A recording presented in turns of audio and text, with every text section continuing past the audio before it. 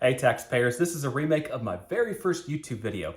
Now the title of this video is going to say something to the effect of, if you live in Indiana but work in Kentucky, this is what you need to know about regarding your income taxes. But technically this isn't just about Kentucky. You see, Indiana has reciprocity agreements with all these other states here in orange. So technically, if you live in Indiana but work in any of these orange states, then this video is for you.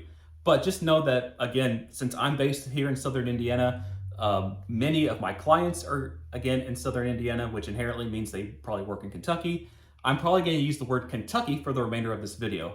But again, if you live in Indiana but work in Ohio, then, well, this video will also help as well. Just substitute the word Kentucky for Ohio going forward, and I'll do my best to kind of call out some of the other states' differences. Now, I will go and throw this disclaimer out, but the opposites are not true. So if you live in Kentucky and work in Indiana, or lived in any of those other orange states that I had up previously and work in Indiana, this video is not for you. So again, if that's your situation, go ahead and pause the video and, don't waste your time, because again, this is specifically for people who live in Indiana but work in any of those orange states that I just had up previously. Now, the original video that I did on this topic is running on 4 years old, and a lot has changed in 4 years. I mean, I finally have an office, I've got better lighting, I've got better audio. I'd also like to think I'm 4 years smarter, but the biggest reason I wanted to make this video update is, well, I can officially say that the majority of new tax clients that I have coming on that, again, live in Indiana but work in Kentucky or any of those other orange states have their taxes wrong. And when I say they have them wrong, I mean not in their favor, as in there was more refunds to claim, or again, they overpaid what they really needed to. And I don't need to remind you the impact of inflation has on all of us. So having your taxes done incorrectly and, again, missing out on money really isn't a great thing right now. So again, I want to make sure that we're all on the same page here. Now, I do need to give credit where credit is due, because if I take this population of new tax clients that I get and break them into separate groups, then it kind of starts to tell a story. Because this group over here, let's say their prior tax preparers were local CPA firms or other local professionals, well, that again were licensed, they were CPAs, they were EAs, you can vouch for their credentials or whatnot. The vast majority of these, their taxes were correct. I think I can only count one, if not two instances where, again, we had to do an amendment.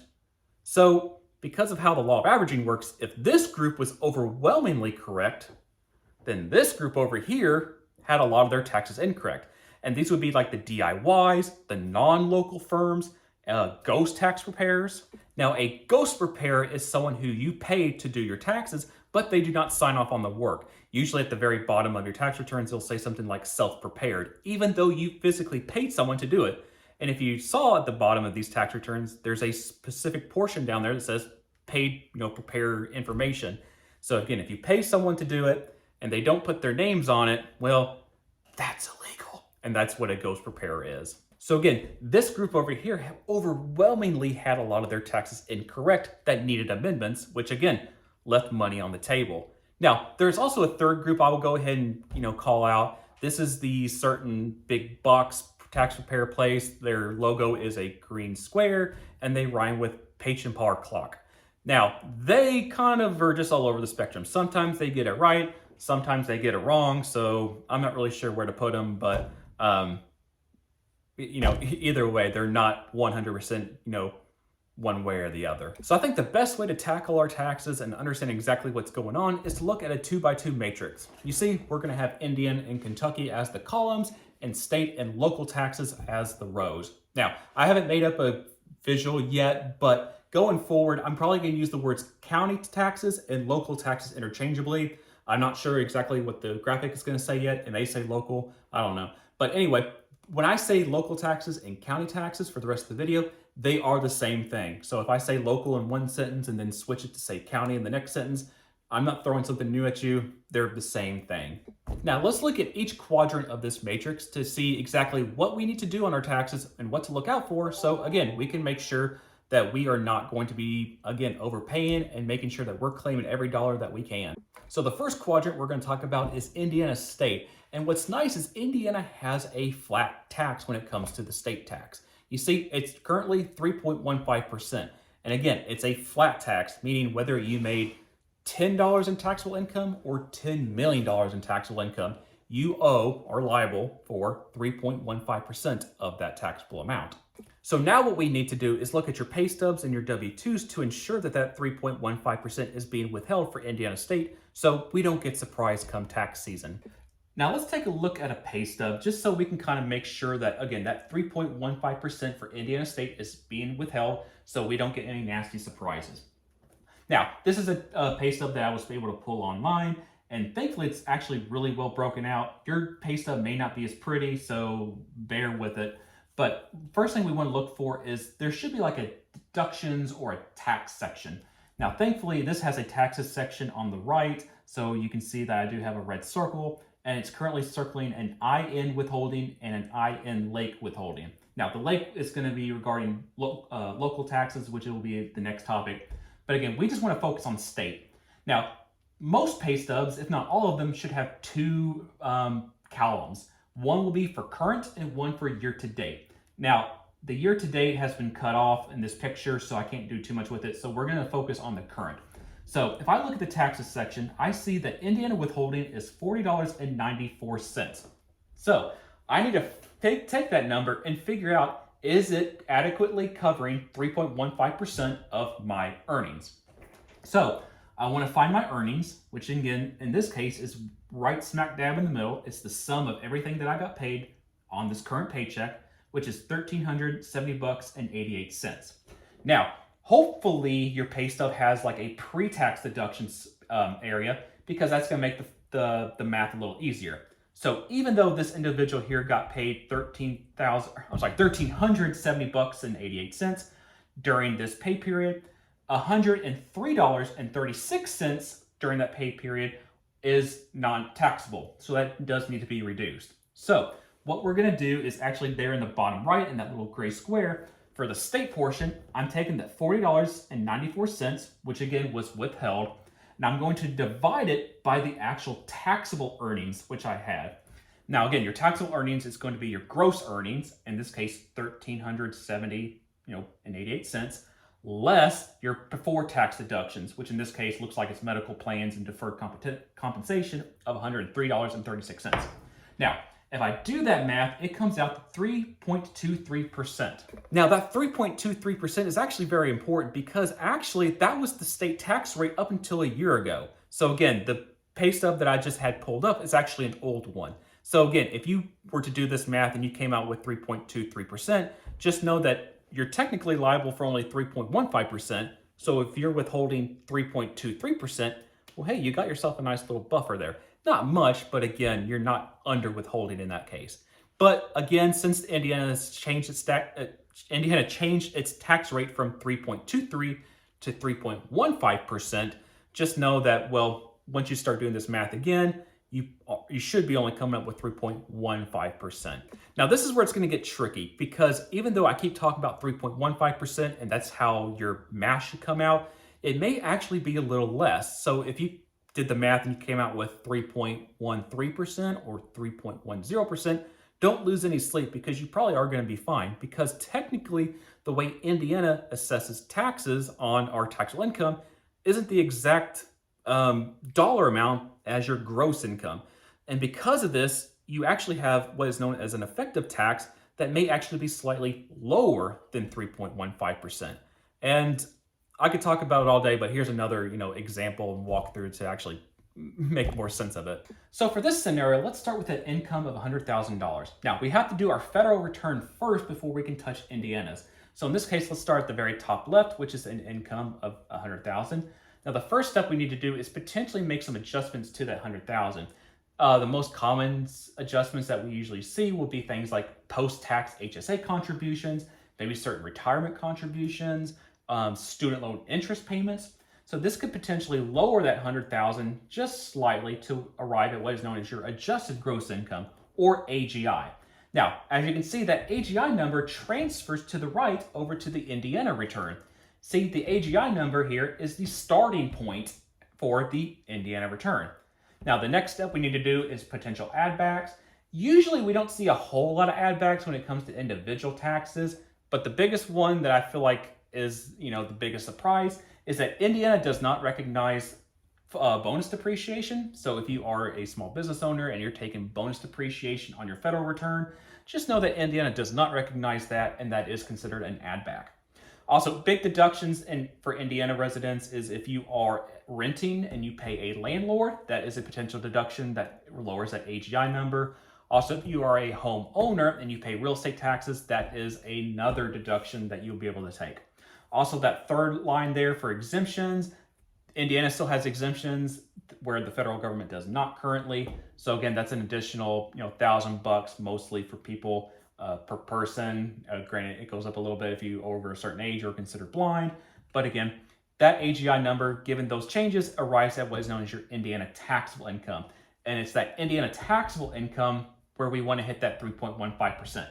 So even though you may have an income or salary of $100,000, which again, the very top left of this graphic, the Indiana taxable income is what needs to have that 3.15%. So again, that's where I'm coming from when I'm saying that if you take that 3.15% or whatever is being withheld for state and against your 100,000, it probably will be less than 3.15 because again, the 3.15 is only assessed on the Indiana taxable income, not the full 100,000 in this case.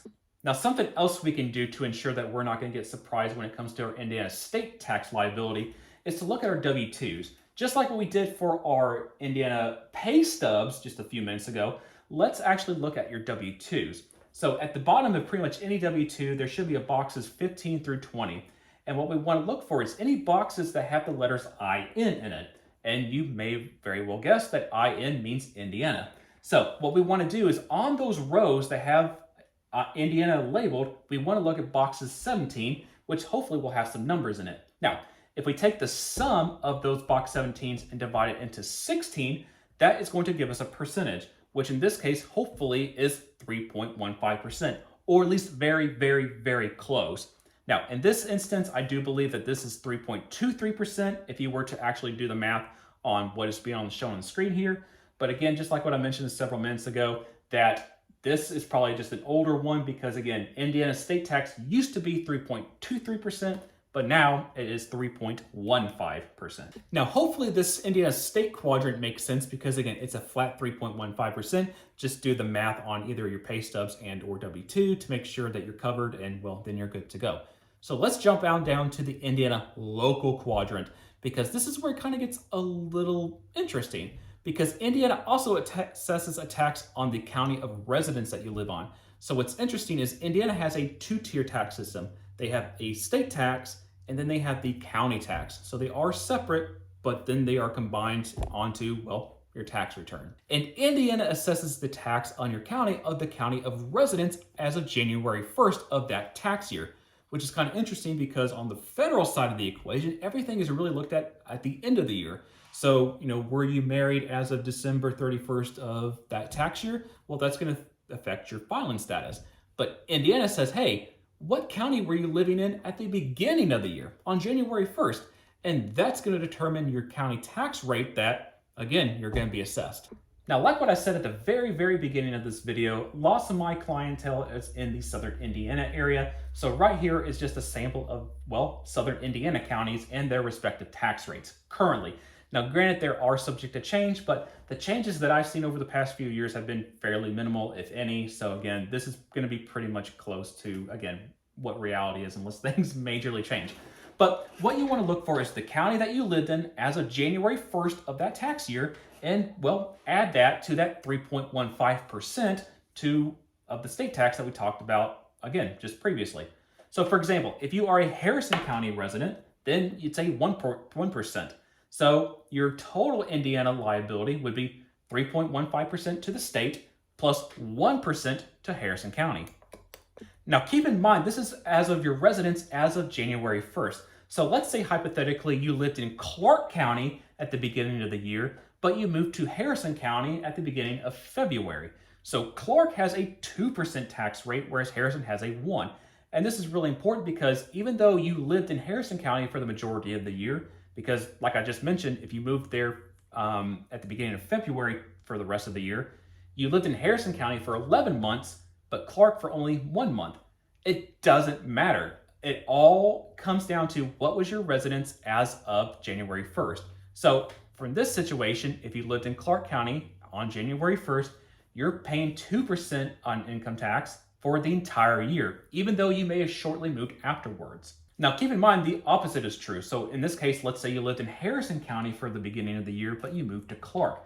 Just know that you're going to get a nice little, reprieve because you're going to pay Harrison County taxes of 1% for that tax year. But that following year, since you're going to have lived in Clark County for that beginning of the year, just know that your income taxes are going to double. So when you go from 1% to 2%, the county tax liability doubles in this case. So again, it all comes down to what was your county of residence at the beginning of the year, because that's what's going to determine what you're going to be paying the entire year for that local tax liability. Now let's go back to that pay stub we looked at earlier when we were talking about the state tax portion. Now let's do the same math logic, but for the county portion. So in this case, let's look for the taxes section of the pay stub, and let's look for any type of Indiana County withholding. In this case, we have a Lake County withholding of 19 bucks and 1 penny. Now, we're going to do the same math in order to see what is the percentage withheld. Now, I may have mentioned this earlier, and apologies if not. Again, the year-to-date section of the taxes has been cut off. So again, since I'm only looking at the current tax withholding, I want to make sure that I'm looking at the current earnings withholdings as well, because if I look at current taxes and divide it into year-to-date earnings, well, that's two different timelines, and it's going to give me a very, it's going to give me garbage numbers. It's not going to tell me anything important. So in this case, I'm looking at the $19.01 on the far right, because that's an Indiana County withholding, and I'm going to divide that into the taxable earnings that I made, which in this case, just like before, is the $1,370.88 less the $103.36 from the before tax deductions. So as you can see there in the very bottom right, I already did the math for you, and the local tax withholding is 1.5%. Goodness gracious. Now, the question becomes, is that accurate to the county that I'm living in currently?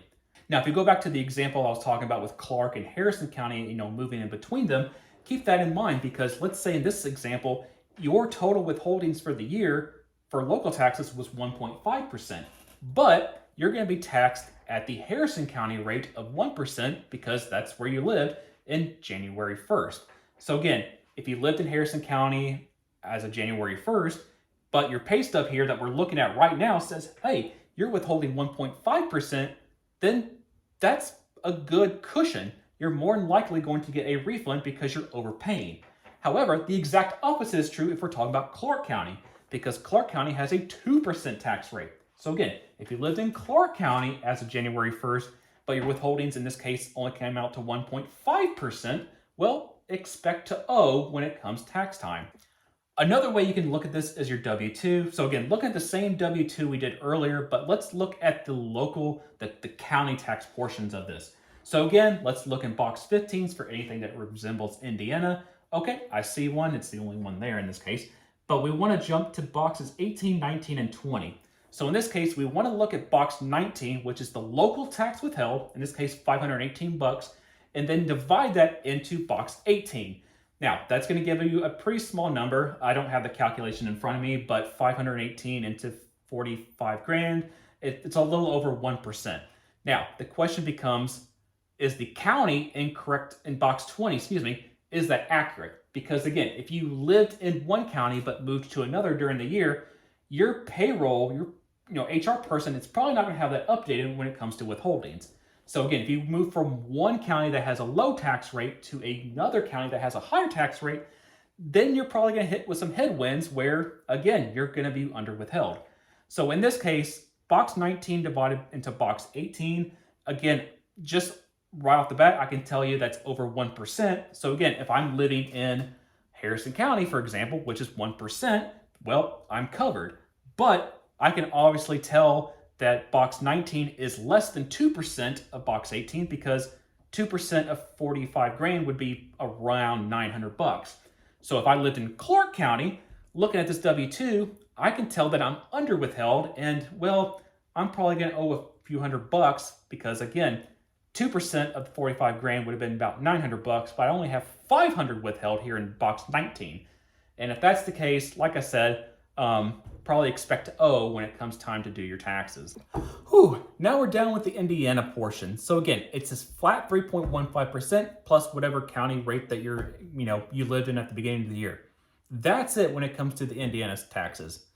But again, if you lived in Indiana but worked in Kentucky, this is where things can get pretty wrong pretty quick. So again, this is where we may have gotten some money left on the table. So let's go to the Kentucky side of this matrix. So going back to the pay stubs and the W-2s that we looked at earlier, if you look at yours and you see anything regarding Kentucky state tax withheld, pause this video right now and go straight to your payroll or HR person and tell them to stop withholding Kentucky state taxes because, well, you're not liable for it. And it could potentially be hundreds, if not thousands of dollars that's being withheld that doesn't need to be. Now, what's nice is if you go up to your payroll or HR person or whatever and tell them, hey, I'm an Indiana resident. Here's my license to prove it. And I'm paying Kentucky state taxes. Here's my pay stubs to prove it. Usually they can just exempt you right then and there. Or they'll have you fill out like a small little half sheet form that just verifies, hey, I'm an Indiana resident and I'm exempt from Kentucky state taxes because, well, reciprocity agreement. And usually that can be very quickly. So again, if you are seeing current Kentucky state taxes on your pay stubs, like I said, talk to your HR people right away because you don't need to do it.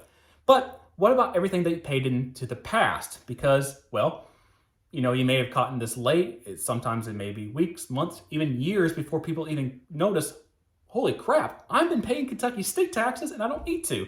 Well, that's where we need to file a Kentucky state return for this. So on your Indiana state tax returns, there is going to be nowhere that this Kentucky state taxes that was withheld is going to show up. So again, this amount for your Kentucky state taxes does not appear anywhere on your Indiana state return. You actually have to file a Kentucky state return, or tax return, excuse me, in order to claim that back. Now, technically, this is called a 740 NPR, which is essentially a Kentucky state tax return, but it's only specifically for non-residents that lives in a reciprocity state. And it's very simple. It's literally one page. The first portion of it is just your name and information, and it's going to be the amount that you paid into Kentucky state taxes. Then the second half of it is like certain funds that you can allocate your money to if you want. But at the very bottom, if you don't want to allocate and give money out to anyone, that money just transfers down, and that's going to be the amount that's going to be refunded to you. Now, the system that I use for taxes doesn't show that Kentucky pays these in a direct deposit. So just know that I believe that these are going to be check payments, so they are going to be a little bit slow. So again, just know that right off the bat. So Kentucky probably does pay these as a paper check and not through a direct deposit. So make sure, again, just be wary of that because it's going to take a while, because if you are paying into Kentucky state taxes as early as January and we don't file your taxes until April that next year, and paper checks usually take 2 to 3 months to process anyway, that's a pretty long 15-month gap of turnaround time to get that money back, and that doesn't really sound fun. So again, if you are paying Kentucky state taxes and you're an Indiana resident, well, you shouldn't be, so get that waived. Hey, looking at that W-2 that we looked at earlier in regards to Indiana state taxes, let's do the same thing for Kentucky state, just so we're kind of all on the same page. Now, let's assume that the very bottom left there in box 15, instead of it saying IN, let's say it said KY.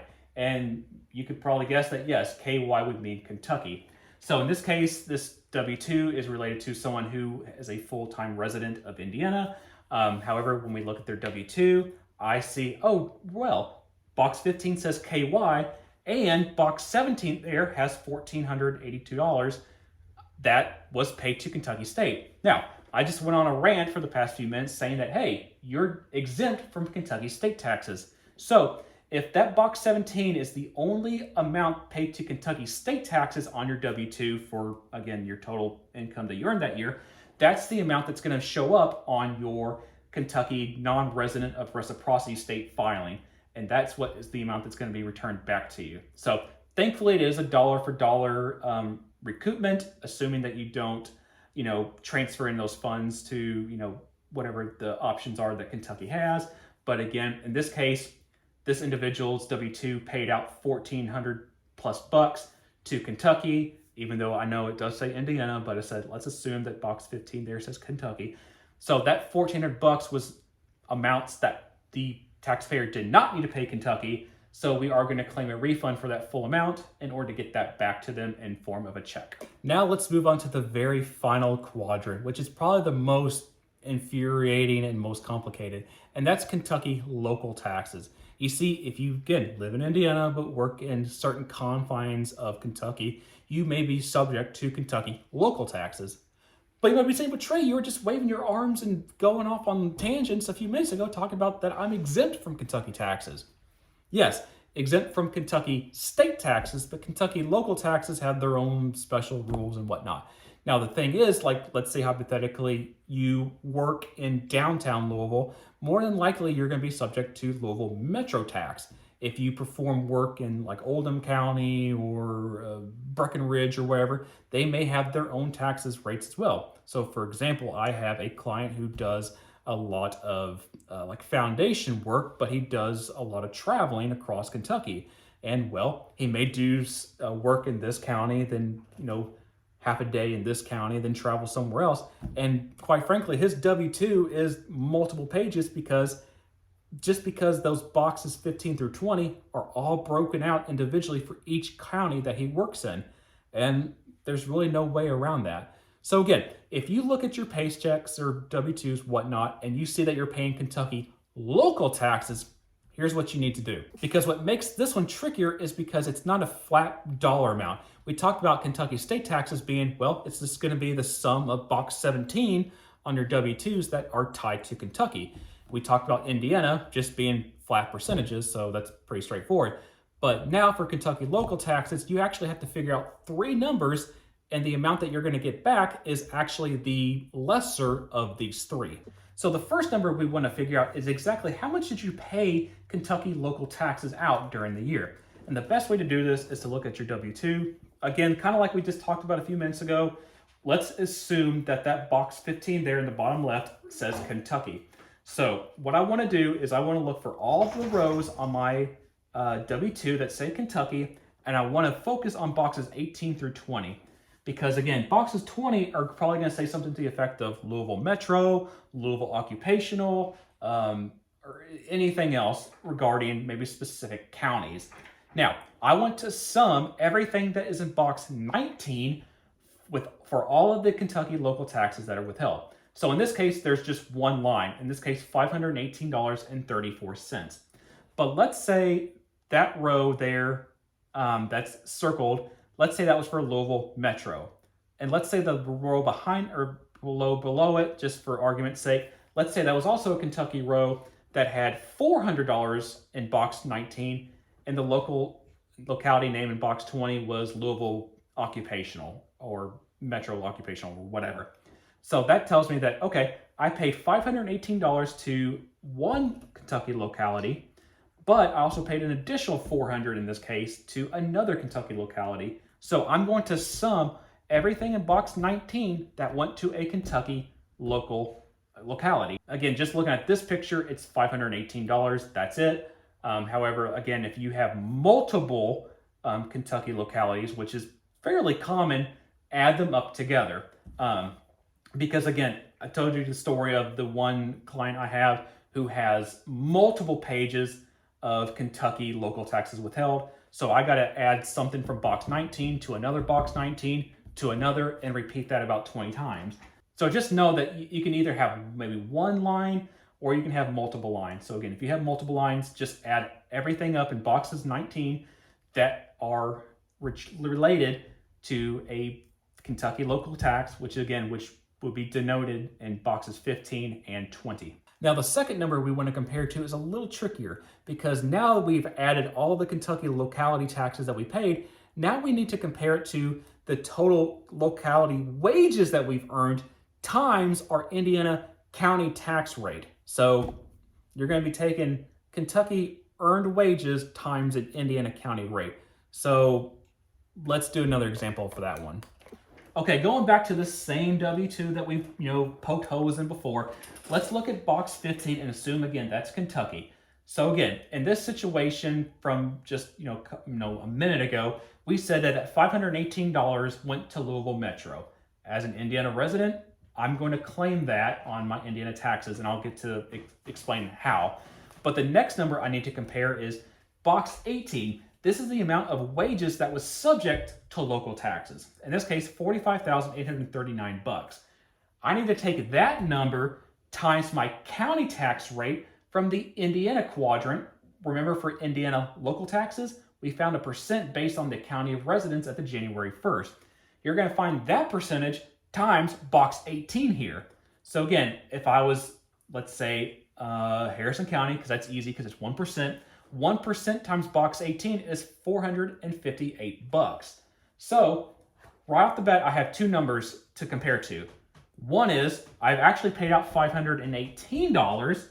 The second number we want to compare to is box 18 times my county rate, which again, $45,000 times my, for example, Harrison County rate of 1% is $458. And the third and final number that we want to compare to is your actual county tax liability on the front page of your Indiana tax return. I believe it's line 9.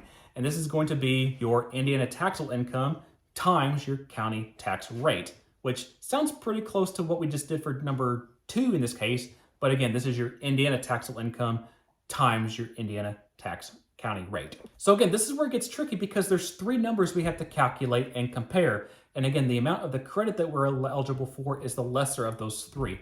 So in this case, again, the first number we want to look for is everything that we pay to Kentucky local taxes, which is boxes 19 on our W-2. So again, look through your W-2. Every time you see a box 19 with a number in it that relates to boxes 15 and 20 being for Kentucky local taxes, add them up together, and that sum is going to be your first number.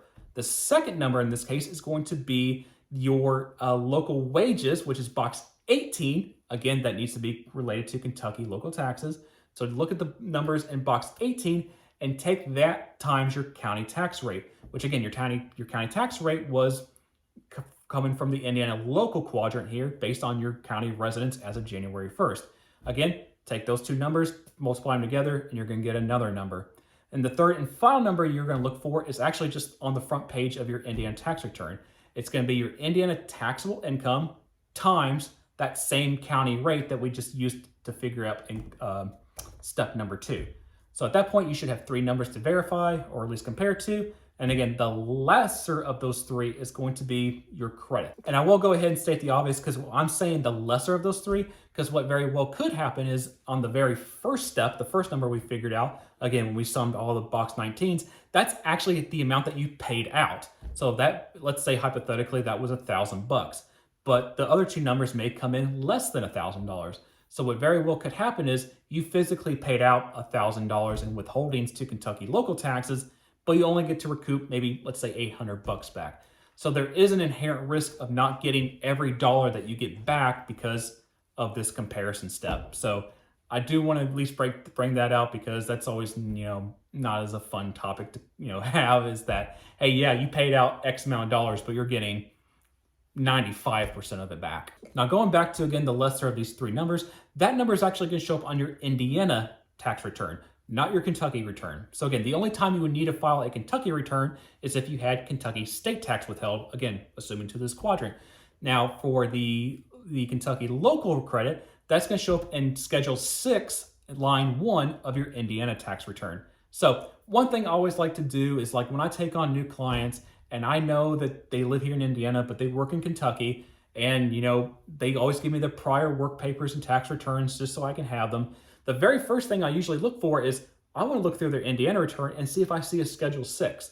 Because if I don't see a Schedule 6, but on their W-2, I do see that, again, box 19 had some dollars to it that was related to Kentucky local taxes.